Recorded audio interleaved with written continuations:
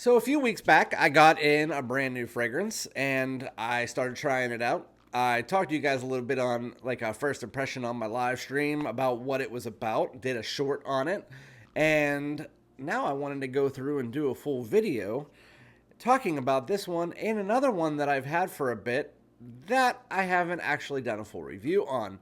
And so today we're going to be doing my full review on Scents of Wood, Praline, and Maple. And then you guys know I love Plum. It's one of my favorite notes in the fragrance game. Plum is hit or miss, and I'm very hit on Plum, especially my favorite Plum fragrance, Scents of Wood, Plum, and Cognac. I'm going to be doing my full review on both of those, giving you a note breakdown, what situations they're good for, all of that good stuff. I also have Sandalwood and Oak, and I also have Pine in the Sun on the way, so we're going to be talking about those too, but I wanted to get these ones and talk to you because they are golden, and you need to know about them. So that's what we're talking about today. Without further ado, let's get it.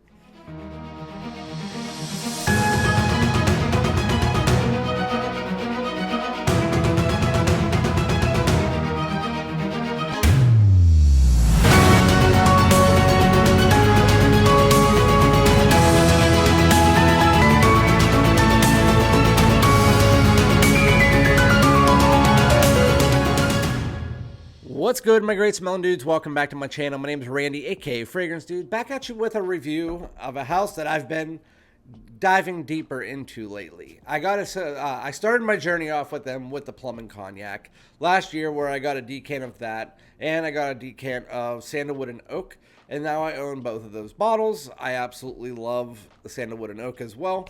And then I just bought, and I'm going to be doing a review of the Sandalwood and Oak whenever I get my Pine in the Sun, which I ordered about 10 minutes before this video, which I was like, oh wait, I gotta do a video for Scents of Wood. I'm gonna be doing that. With that said, before we get into the reviews, make sure to hit the subscribe button. Everybody hit that like, comment below, let me know if you've tried this house. I found out a lot more about this house over the last couple weeks when I've been researching it. I always thought that they had like 10 fragrances, like Plum and Cognac, Sandalwood and Oak. They have like a ton, like different lines and everything, but they have a ton of fragrances, just an FYI. And as far as the bottle styles, they have the bottle styles where you can choose your bottle color. I believe there's 5 colors of bottle and 2 colors of cap. They run in the early 200s, late 200s, somewhere in that range. I'll put all the colors and stuff like that on the screen, obviously. And my first one I tried out was the Plum and Cognac. I had a 15 milliliter decant last year. Once I ran out of that, I got a bottle of it. And now I'm going to be doing my review of it, which I did a few shorts. I did a few Scent of the Day posts over the year, but didn't actually do the review, which I'm thankful for that, because now I just got this new baby in, the Praline and Maple, that I want to talk to you guys about, do the full review. So that's what we're going to be doing, but we're going to start out here with Scents of Wood, Plum and Cognac. Got the black bottle. It has the gold cap. Absolutely love this stuff. Full review, so I obviously give you the note breakdown. Just an FYI, this is in my top 5 fragrances of all time. So anyway, the note breakdown, there is no top, mid, or base that I've seen, so I'm just going to give you the notes that I found. They are plum, rum, cinnamon, vanilla, Peru balsam, labdanum, immortelle, vetiver, and osmanthus. So I was talking to somebody a few weeks ago, and I was like, this is called Plum and Cognac, but there's plum and rum. And it does smell like plum and rum. And I was like, that would be like a cool, catchy name instead of Plum and Cognac. There's no cognac in it. Kind of the same thing, but plum and rum, I thought that was pretty cool. But it does sound more like, I guess, luxurious when you say Plum and Cognac. But with that said, it doesn't matter. Fragrance smells absolutely amazing. Got the black bottle, gold cap. Let me show you. Atomizers are nice, controlled. They are, I believe, 60 ml bottles. But anyway, when this first starts out, when you first spray it on, I just sprayed that and I love it. So it is going on as Daddy's Scent of the Day. So when you first spray this on, you can tell that it's darker, it's mysterious, but at the same time, it has this playful vibe to it, because when you first smell it, you're like, yeah, okay, that's like a slightly richer, slightly darker balsamic. undertone with this plum and booziness on top, and it's from the rum, which brings this kind of sweet boozy tone. And the plum is center stage. A lot of times you have a plum fragrance and it's not plum heavy, and it's like, why is that considered a plum fragrance when it just is a blend with a little bit of plum in it? Well, this one, the plum is center stage. It's the leading actor. It's pretty much everything that you need. And then you have the rum sitting there right next to it, doing all of its parts. You have the cinnamon in there. Those are the three main notes in the fragrance, with this just really nice Peru balsam that brings a bit of richness, a bit of woody slash tones, like a little like a woody smoky tone to the fragrance. And it's just really good. It's warm. It's semi-spicy. The cinnamon is front and center with the plum and rum. So if you like plum, rum, and cinnamon, buy this fragrance. Blind buy the fragrance. I'm telling you, plum, rum, and cinnamon, that's what you get from the opening of this scent. In the opening, unlike a lot of other fragrances, it sticks. It sticks for like an hour to an hour and a half to almost 2 hours. And then it finally starts to change. And oddly enough, this has like a 3-stage presentation as far as like the scent profile. You first start out with the first like hour and a half to 2 hours of the plum, rum, cinnamon, the balsamic, vanillic tones underneath it, that Peru balsam providing what I just told you. You get a little bit of labdanum, but as you get to the mid into the dry down, at about an hour and a half to 2 hours, it still remains to be fruity, but at the same time, that plum is no longer kind of by itself. It's almost like it's blending into the whole fragrance. And at that point in time, the vanilla comes in a little bit stronger. The labdanum mixes in. You almost get like a stronger, more balsamic richness. And I love cinnamon. Cinnamon's in my top 5 notes. I love plum. It's in my top 5 notes. In my top 5 notes is also balsamic vanilla or Madagascar vanilla. One or the other, or bourbon vanilla, doesn't really matter. All 3 of those are non-powdery, and I love them. And so in this fragrance, it is a balsamic vanilla. I think it might be just the way that it's blended in, but it's fantastic. And it comes in and it almost, it still maintains its darker edges. Well, this is not like a super dark fragrance. It has a little bit of a rugged vibe to it, but as you get to the dry down, it almost like it lightens up and gets a little bit more youthful, because you get some of the vanilla mixed with the fruitiness. It almost provides a slight bubblegum style to the fragrance while not being like Invictus and all that. It brings a style of that while being higher quality, while doing its own thing. It's crazy when you get to that like 2 to 3 hour mark. It just starts to feel like that. And then after about 4 to 5 hours, when it starts to really dry down, you're left with the vanilla and a little bit of this like sweet, slight fruitiness in the labdanum. It's very nice. It almost comes off like a sweet and smoky, slight woody tone. And I love it. I absolutely love it. I would give this fragrance a 9.5. It is fantastic. One of the best fragrances. You have to be a sucker for plum, rum, and cinnamon, though, because that is what rolls the fragrance. You also do need to like vanilla because it's going to roll the fragrance after that. It never becomes like overly masculine. Like when you see labdanum and I say rugged and all that, it's not overly masculine. It's unisex leaning masculine, and it's just fantastic. This is a 9.5.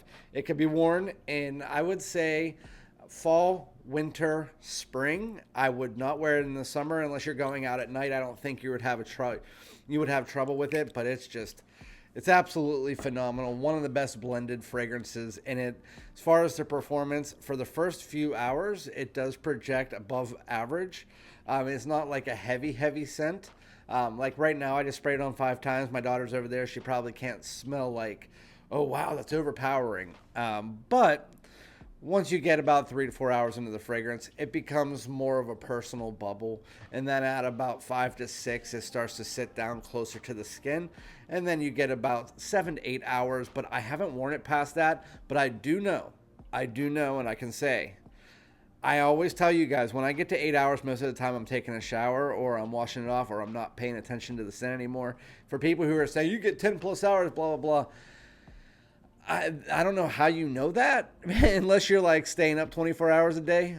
But with this type of scent, I sprayed it on my hoodie a few times and I smelled it on my hoodie a couple days later. So I'm just telling you guys, if you have clothes and you spray it on clothes, they do have colorless liquid or the choice of getting colored liquid.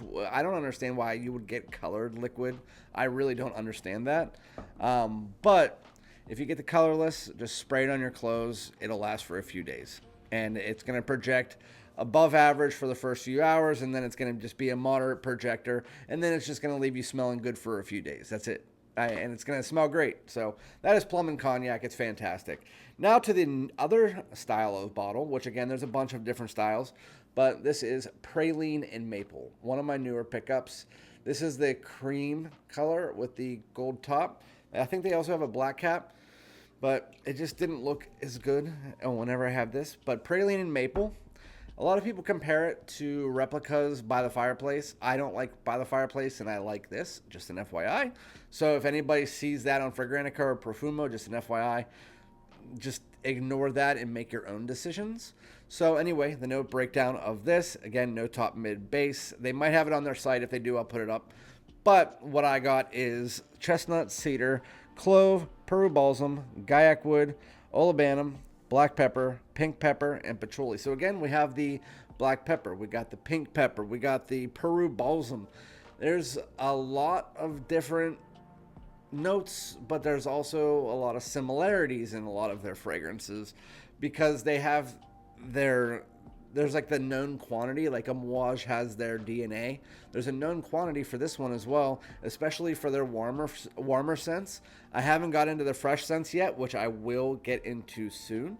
But I do have to say, this one does have similarities to the Plum and Cognac as far as the base is concerned, as far as that slightly balsamic richness. That's what this one brings. But anyway, whenever this first opens up, it comes out, it's like a smoky nuttiness, and I really like that. You also do get a nice unique spice coming from this pink pepper clove mixture. It's not too strong of a spice. It's not too strong of a smoky tone. And really what I love about this, like in comparison to something like By the Fireplace, which to me, they're trying to go like roasting chestnuts or marshmallows over an open fire. That's like what they're going for. And for me, that's kind of like the synthetic animated version of doing that. And to me, By the Fireplace comes off better like a candle than it would in a fragrance, while this one is a lot more higher quality. The notes are a lot more realistic. You can definitely pinpoint certain things like the chestnut and the Peru balsam and the Gaiac wood, and then the clove and pink pepper mixture, which I love pink pepper. It's in both of these fragrances. Pink pepper brings that kind of like difference between dark and light and sweet and spicy. And then you have that black pepper to bring a little bit more spice. And then you also do have the clove to bring a unique, almost holiday fun like spice. And all of those kind of sit below this chestnut and the Peru balsam, which again brings a little bit of woodiness, a little bit of a incensey vibe. And the olibanum, it brings that same thing. It brings that same vibe. It brings that kind of smoky tone to the fragrance. And so that smoky tone is in the fragrance for the first like 45 minutes to half hour, maybe a little bit longer. 45 minutes to hour, not half hour. I was going backwards. And then once you get to the dry down, it just becomes more of like a woody, slightly balsamic, semi-rich fragrance. And even though it's not mentioned here, there's definitely some vanilla in the fragrance.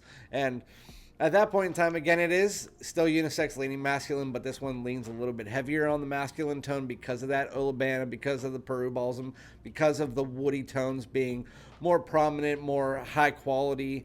It definitely smells like you're roasting chestnuts on an open fire. And then when you get to the dry down, it more smells kind of like you're roasting marshmallows over an open fire. So if that is something that you are interested in, then this is, for me, an 8.5 out of 10. I think it's absolutely beautiful. It gives me high hopes on what I'm going to be smelling from the Pine in the Sun, because sandalwood and oak is an absolutely beautiful, creamy scent. It's not like overly creamy. It's not exactly what you would expect coming from sandalwood, but I'll talk about that soon. And then we also have Pine in the Sun, which looks like it's going to be a beautiful green aromatic fragrance, so I'm going to be really excited to try that.